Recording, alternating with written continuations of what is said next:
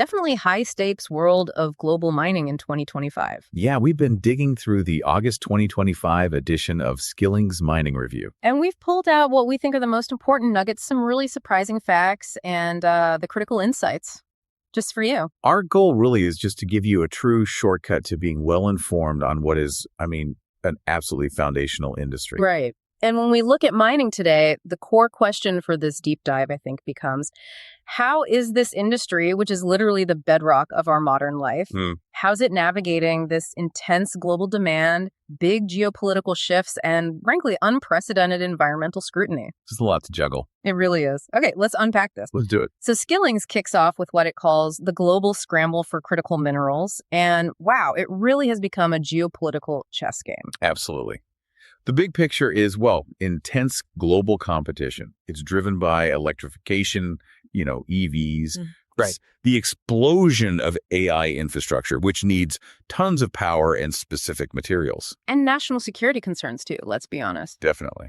And you see this really noticeable shift away from relying on, say, just one country for your supply. Yeah, and the U.S. is making some incredibly bold moves, trying to reshore, diversify. The urgency is palpable. It's clear the U.S. understands that controlling these supply chains is directly tied to its future, economic defense. It's pragmatic, recognizing a vulnerability. Exactly. And the Pentagon move, that's pretty striking. An equity deal with MP Materials? Yeah, that's unprecedented. They've guaranteed a 10-year price floor, $110 per kilogram for neodymium praseodymium oxide, NdPr. Which are the key rare earths for those super strong magnets, right? Yeah. EVs, wind turbines, defense tech. Exactly. And that price, nearly double the current Chinese prices. Wow. That sent shockwaves. You saw Australian miners like Lena Saluka, their shares jumped, 20-something%? Yeah, 20 to 27%. It really feels like a clear signal, bolstering that U.S.-Australia supply chain link. Oh, it's definitely a structural signal. It's designed to build up rare earth magnet independence, incentivize Western supply chains. It's not just tweaking the market. No, it's strategically underwriting a whole ex-China ecosystem. They're playing the long game for self-sufficiency here. And it's not just government action. I thought this was fascinating. Apple putting $500 million into MP Materials. Right. The iPhone company. They want to lock down rare earths for iPhones, MacBooks, and they're focusing on U.S.-made magnets by 2025, even talking about a recycling hub. That's a huge point. When a tech giant like Apple does that, it just underlines how absolutely critical these materials are now. It shows a broader shift, I think. Industry leaders are actively getting involved in national resource strategies. It's about companies building resilience right into their supply chains. It's not just about profit anymore. No, it's about national stability, too. And alongside securing new sources, there's this other vital effort, recycling. Skillings really hammers this home. Yeah, recycling rare earths, especially from e-waste, is becoming strategically vital for the U.S. And think about the scale. The U.S. generated, 7.8 million metric tons of e-waste back in 2022? A staggering amount. And yet, less than 20% actually got recycled. So companies like Cyclic Materials are stepping up, Glencore's backing them, trying to figure out how to extract this stuff efficiently. But it's not all smooth sailing. Look at the battery recycling sector, pretty volatile. Li-Cycle went bankrupt. Right, and then Glencore moved in to acquire parts of it. Yeah, it shows the potential, but also the risks. Yeah. But the underlying idea is powerful, redefining waste. Old phones, batteries, they're now seen as national assets. A circular economy meets national security. Exactly. We're also seeing, kind of surprisingly, the return of antimony mining in the U.S. Oh, yeah. United States Antimony Corporation up in Montana. It's a strategic metal, vital for defense, microelectronics. And the U.S. imports, most of it from China? Over 80%, which is a huge vulnerability. Dr. Emily Hirsch is quoted in Skilling saying, "This is a textbook example of a strategic vulnerability." Makes sense. Absolutely. Antimony is crucial for modernizing defense, for electrification. Its return is part of that bigger Western scramble to diversify away from China, Russia. Demand for these metals is just going to define competitiveness. For years to come, no doubt. And it's not just antimony. Get this. Titan Mining's Kilburn project. It's set to launch the first U.S. vertically integrated graphite supply chain in over 70 years. Wow. Graphite. Crucial for lithium-ion batteries, right? Big part of the weight. About 30%, yeah. And this push is driven by Chinese export restrictions and those IRA tax credits. The timing is critical there. With trade tensions, tariffs, being able to source graphite domestically, qualify for IRA credits, it's a huge advantage. Especially for EV makers, defense contractors. Anyone needing secure domestic inputs. Now, this scramble isn't just a U.S. thing. India's new Mining Bill 2025, that's a historic shift. They're funding overseas acquisitions of critical minerals. How much are they allocating? Over 1,600 crore, which is roughly 190 million US dollars from their National Mineral Exploration Trust. And the goal is clear. Cut vulnerability to supply choke points, especially China. Which controls, 85% of global rare earth refining? Exactly. So India is evolving, not just consuming resources, but competing globally for them, securing their energy future, their clean tech manufacturing. And the EU is making a big play too. 1.3 billion invested across Africa. For minerals like cobalt, lithium, copper. Right. Trying to secure their own supply chains, but also, they say, support local development. Big chunks going to DRC, Zambia. Anika Ryder, an EU advisor quoted in the piece, calls it a structural commitment to Africa as an essential partner. So it's the EU's answer to China and the U.S.? Yeah, and interestingly, they say they want to support local value chains, downstream processing in Africa. Yeah. A shift maybe from purely extractive models. We'll see. We will. So when we step back and look at this global scramble, it's not just abstract geopolitics, is it? Not at all. This quest directly impacts your daily life. What's in your phone, the EV you might be thinking about buying, even national security. It's shaping our tech future from the ground up. Foundational shifts. Okay, so now let's flip the coin. Let's talk about the environmental tightrope. Right. Because mining is essential, yes, but the footprint is undeniably heavy. Iron ore is a prime example. Foundational for steel, 2.1 billion tons globally expected in 2025. But it's also one of the most ecologically impactful. And Skillings brings up this really troubling idea. Carbon reduction via environmental outsourcing. Explain that a bit. Well, are we genuinely reducing the environmental cost or just, pushing it onto regions with weaker rules and less oversight? And the review details some really shocking consequences. Yeah, it does. Land degradation, for instance. Forest clearing in Brazil's Carajás complex, up 14% between Q2 2024 and Q1 2025. A lot of that linked to mine expansion. And Simandou in Africa, huge untapped iron ore reserve flagged as a potential biodiversity sinkhole. Then there's the legacy stuff. The Samarco Dam disaster in Brazil. Cleanup now estimated at $10.2 billion. And full ecological recovery, unlikely before 2060. That's staggering. It really puts the long-term burden in perspective, doesn't it? Decades of impact, altered landscapes, communities. These aren't just accidents. They feel like systemic risks tied to certain methods. And water scarcity, huge issue. India's NMDC hit with record penalties for overdrawing aquifers. Local wells dropped over 6 meters. I think some meters. Then tailings, toxic waste. A 2025 audit found 56% of tailings dams in Latin America didn't meet global standards. And 22% were in high seismic risk zones, with only 7% having third-party monitoring. That's worrying. Extremely. It highlights this huge unaddressed vulnerability. We need robust global standards, not this fragmented oversight. Agreed. And air pollution, too. PM 2.5 levels, the really fine particles. 5 times WHO's safe limits in India's Jharkhand linked to iron ore trucking. Respiratory illness spikes in South Africa's Northern Cape, too. It's a public health crisis simmering in these mining hotspots. Which brings us to ESG greenwashing. There's a growing credibility crisis. Yeah, the environmental social governance reporting. A Bloomberg Green audit in 2025 found 41% of ESG reports by iron ore miners overstated their Scope 3 reductions. Scope 3 being the indirect emissions, right?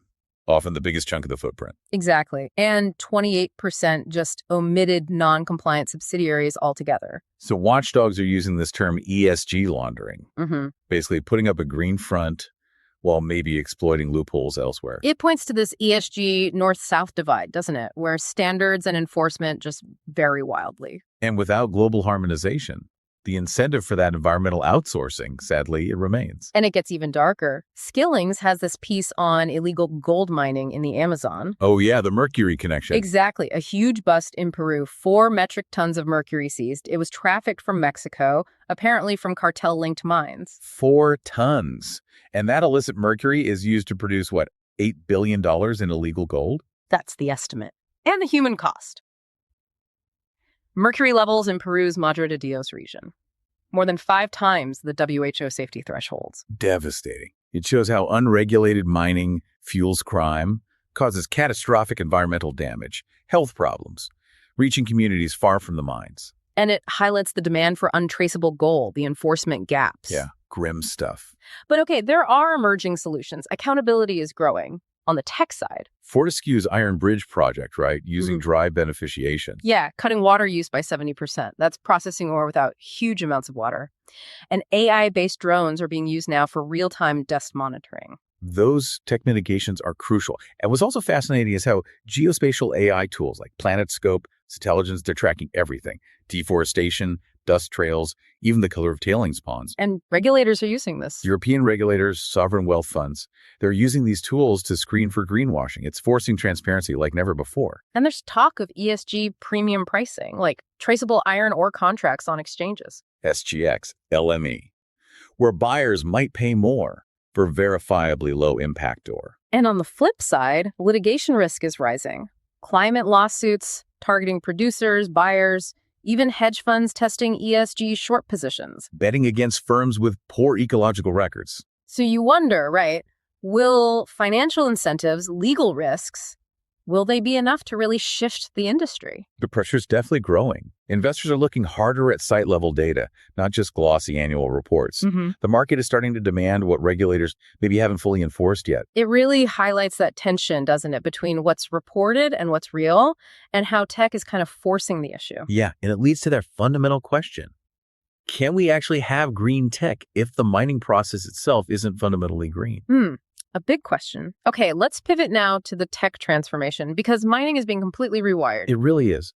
Skillings talks about this profound digital revolution in mining IT happening right now in 2025. Driven by, well, everything we've discussed. Demand for critical minerals, ESG pressures, the need for productivity, safety. The core goals are clear. Efficiency, safety, sustainability.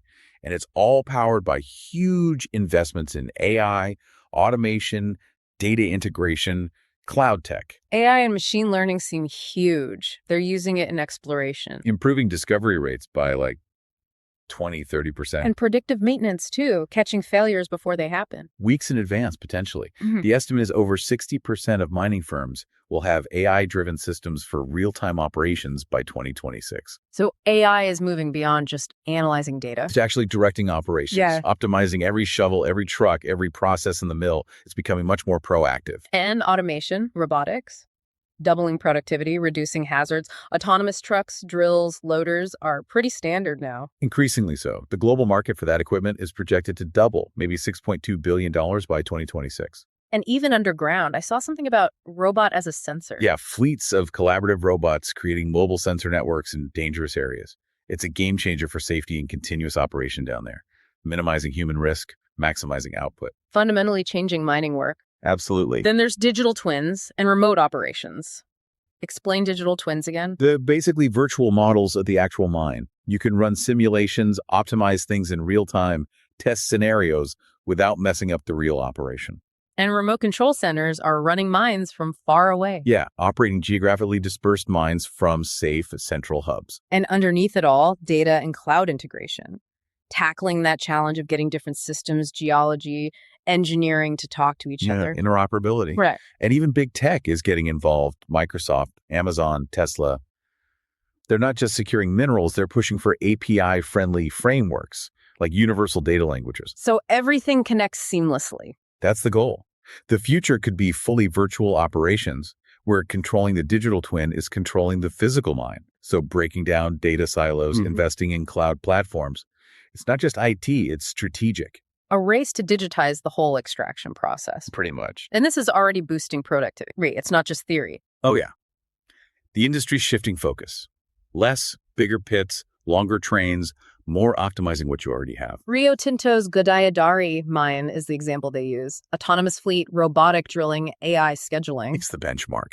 And it shows that the return on operational excellence, on smart management, can actually beat the return on just building something new. We see it elsewhere, too. Definitely. Vale in Brazil cut unscheduled stoppages by 23% at Carajás. India's NMDC is using digital twins for blending ore optimally. SKF's Enlight AI predicts failures weeks out. Saving huge amounts in downtime, presumably. Exactly. Costly downtime. And Skillings points to 5 big trends reshaping productivity through 2030. First, mine-to-mill AI orchestration. Using platforms like Palantir's Foundry, potentially unlocking like 6% more throughput with no new equipment, just smarter integration. Wow. Holistic efficiency. Yeah. Second, battery electric mobility, those huge Komatsu haul trucks. The 320-ton ones, yeah. Expected to cut diesel use by 35%, site-wide emissions by 28%, qualifies for green steel certification too. So it hits the ESG goals directly. Productivity linked to environmental performance. Crucial shift. Third, low-grade ore valorization. Making use of ore that wasn't economical before? Exactly. JSW Steel in India is piloting plasma, upgrading for iron ores below 58% iron content. Could unlock billions of tons of stranded reserves. As grades decline globally, tech like that becomes essential. Absolutely. Squeezing more value. Fourth, next-gen tailings reprocessing. Going back to old waste ponds. Yeah. BHP and Vale are experimenting with extracting leftover iron, but also critical minerals like scandium, vanadium from old tailings. That sounds ingenious. That's an ESG double win, right? Recover value, reduce the waste footprint, circular economy, addresses a massive environmental headache. And fifth, community co-productivity. Mines that genuinely involve indigenous and local communities are seeing less opposition, better project timelines. Yeah. Rio Tinto's Marandoo and Gudai-Darya are examples. So productivity isn't just technical anymore. No, it's systemic, cultural, technological. It genuinely integrates community engagement. Social license is as vital as an operating license now. That's a big shift in thinking. It is. So connecting this all back, mining isn't just rocks and dirt anymore, is it? Far from it. It's data, AI, robotics. Fundamentally rethinking how we get what we need from the earth. More safely, more efficiently, and hopefully more responsibly. That's the goal. Okay, let's shift gears one last time.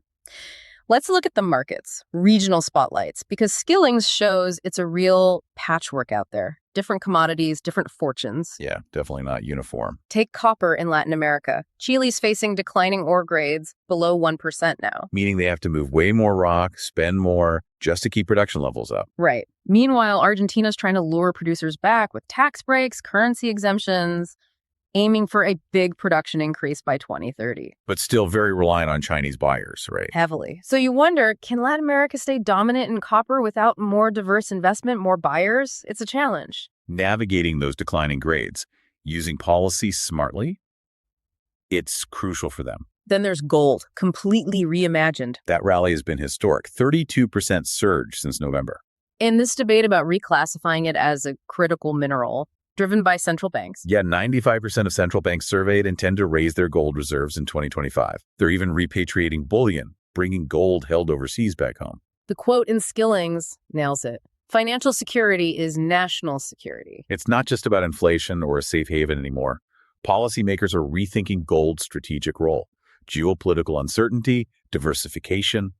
It's pushing gold into a new policy realm. Reclassification reflects bigger fears about global financial stability, reliance on the dollar. Exactly. And we have to talk about Indonesia's nickel situation, overcapacity issues. Big stress in the Morowali Industrial Park. Yeah. Global nickel prices are plunging. Because of oversupply. Yeah, 2.2 million tons refined in 2024, another 1.5 million tons coming online. But it's hitting domestic ore shortages and that big shift towards LFP batteries. Lithium iron phosphate batteries, cheaper, less nickel, less cobalt. Right. It's a massive disruptor. Indonesia's challenge is balancing its huge industrial ambition with the reality of raw material supply and changing global demand. Their strategy transformed the nickel map, but now it's facing a potential reckoning. A costly consolidation if they don't adapt. Could be. Okay, brighter spot. Canada reclaimed its position as the top global hub for mining investment in 2024. Over $7.7 billion raised. That's a big jump, 45% from 2023. Driven by gold, lithium, uranium mostly. But Skillings also flags vulnerabilities. An IPO drought, capital outflows. Yeah, the headline number is strong, but Canada needs to rebuild that pipeline from discovery to development, revive the IPO market, restore institutional depth. Otherwise, this surge might not last. Needs attention. Okay, more politically charged now. President Trump's proposed coal tax credit.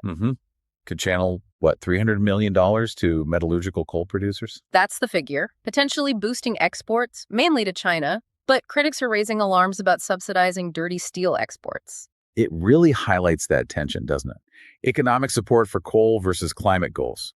A classic case where industrial strategy and environmental policy collide. And sparks debate about what counts as critical and where taxpayer money should go. Exactly. Uranium is definitely making a comeback, though. Heavy rare earths pivoted. To uranium exploration in South Australia, yeah. Acquired 3 projects near big producers. Aiming to be an acquisition target as uranium prices rise. Seems like it. It reflects that growing corporate appetite for uranium, especially in a place like South Australia, with huge resources. A strategic play for the nuclear energy resurgence. And contrasting sharply with struggling global peers, India's steel sector is booming. S&P projecting a 40% surge in EBITDA. That's huge. EBITDA being earnings before interest, taxes, depreciation, amortization, key profit measure. Right. And it's driven by strong domestic demand, government protection. Tata Steel's chairman sounds confident about their green steel transition, too. So India is a real outlier globally in steel right now, while others face decarbonization costs, policy uncertainty. Indian producers have this alignment of rising demand, stable costs, protective policies, big advantage. Okay, finally.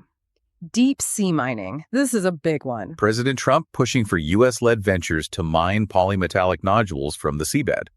Thousands of meters down in the Pacific, packed with cobalt, nickel, manganese, copper, seen as vital for EVs, grids, military. But the legal framework is still unresolved, right? Yeah. And the environmental warnings are stark. Dr. Sylvia Earle's quote, "We're standing on the edge of a technological revolution and an ecological catastrophe." Chilling. It's this ultimate frontier. The need for materials versus profound ecological unknowns. And the International Seabed Authority hasn't finalized binding rules. So it raises massive questions about governance, responsibility. Can we do this right before large-scale extraction starts? The ultimate test, really. Balancing needs and stewardship. So stepping back from all these pieces, what stands out to you in this incredible, complex mosaic? It's vast, isn't it? From the Amazon to the ocean floor, national security to your smartphone.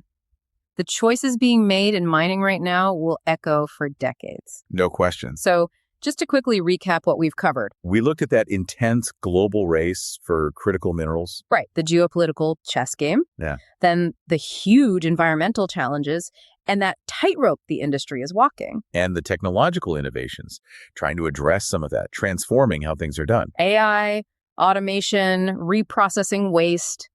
And finally, that patchwork of market dynamics. Different commodities, different regions, very different stories. Yeah. And it all leads back to this idea that the mining industry, this engine of our modern world, it's really at an inflection point. Can it truly become the bedrock of a sustainable future?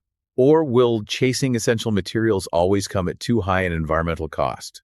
The answers. They're going to define not just industrial strategy, but the shape of our planet, our economy, for decades ahead. Lots to think about. Keep exploring, keep questioning, and keep digging deeper into the world around you.